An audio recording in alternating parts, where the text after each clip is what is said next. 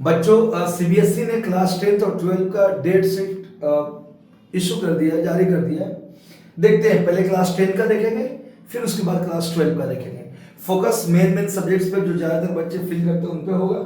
चलिए देखते हैं।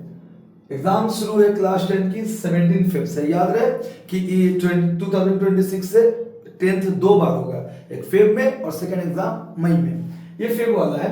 तो क्लास 10 में ट्यूसडे को एग्जाम शुरू हो जाएगा बोर्ड का, और 17 फेब को पहला एग्जाम ही मैथ्स का है।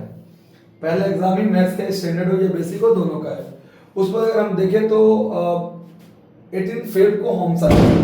बाकी ये तो जो बच्चे फेल करते हैं उनके लिए है, जिनका सब्जेक्ट होता है। फिर मेन एग्जाम 21 फेब को है, इंग्लिश का है।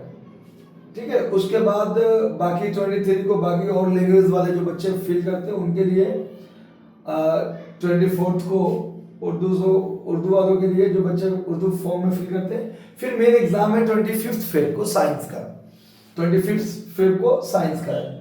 उस पर अगर हम बात करें तो फिर 27 को एआई का है, कंप्यूटर एप्लीकेशन वगैरह का है। फिर उसके बाद अगर बात करें तो 2 मार्च को हिंदी का है, 7 मार्च। उसके बाद 5 मार्च को ये सारे लैंग्वेज है। फिर मेन एग्जाम है 7 मार्च को सोशल साइंस। आमतौर पे यहाँ पे मेन एग्जाम खत्म हो गया, बाकी जिन बच्चों ने इन सब्जेक्ट्स को भरा होगा वो देंगे, पर मेन एग्जाम 7 मार्च को सोशल साइंस का खत्म हो जाता है। ये बेटा 10 क्लास का है। उसके बाद अब हम बात करते हैं 12 क्लास का। देखते हैं हम 12 क्लास के बारे में। तो देखिए 12 क्लास में बेटा सबसे शुरुआत 17 फेब से। जो लोग बायोटेक वगैरह लेते हैं उनके लिए, इसमें बायोटेक आमतौर पर ज्यादातर लेते हैं बायो वाले बच्चे, तो इनको ध्यान रखना है कि 17 फेब से है। उसके बाद फिजिकल एजुकेशन 18 फेब को है।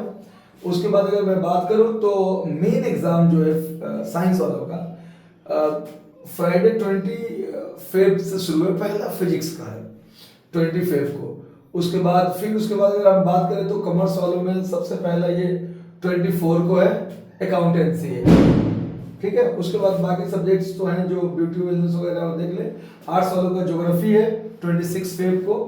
हाँ, उसके बाद अगर मैं बात करूं तो केमिस्ट्री साइंस वालों को, जो दूसरा मेन सब्जेक्ट है, फिजिक्स 20 को है और केमिस्ट्री 28 फेब को। यानी 8 दिन का गैप है फिजिक्स और केमिस्ट्री के बीच में, लगभग पिछले साल वाला ही डेट शीट को वही पैटर्न है इसमें भी।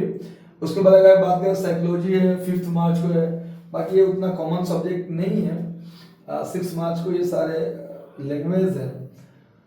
उसके बाद हम देखते हैं कि मैथमेटिक्स 9 मार्च को मैथ्स है।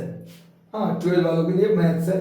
उस पर अगर हम बात करें तो इंग्लिश है 12 मार्च को, थर्सडे को। देखते हैं जरा, जो मैथ्स है वो 9 मार्च को है और इंग्लिश है 12 मार्च को। 3 दिन का गैप है मैथ्स और इंग्लिश के बीच में, इन बच्चों के पास मैथ्स है।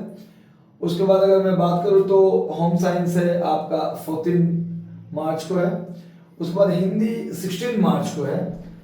पॉलिटिकल साइंस भी मेन सब्जेक्ट है, अक्सर बच्चे इसको फिल करते हैं, 23 मार्च को है। उस पर अगर मैं बात करूं तो एआई का है 24 मार्च को।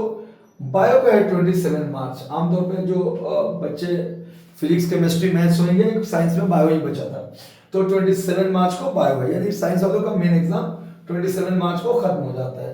बाकी अकाउंट वालों का सैटरडे 28 मार्च को भी है। इनका बिजनेस स्टेज का मेन एग्जाम है। आर्ट्स वालों का तो 30 मार्च का है, लेकिन साइंस वालों का जो मेन एग्जाम है वो 27 मार्च को खत्म हो जाता है बायो का। यानी 27 मार्च से लेकर मई में नीट होता है, काफी ज्यादा टाइम मिल जाएगा इनको।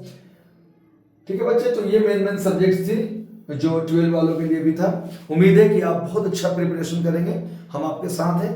बोर्ड के लिए भी 10 और 12 के लिए पूरी इंपॉर्टेंट क्वेश्चंस और मेन टॉपिक्स को हम डिस्कस करते रहेंगे।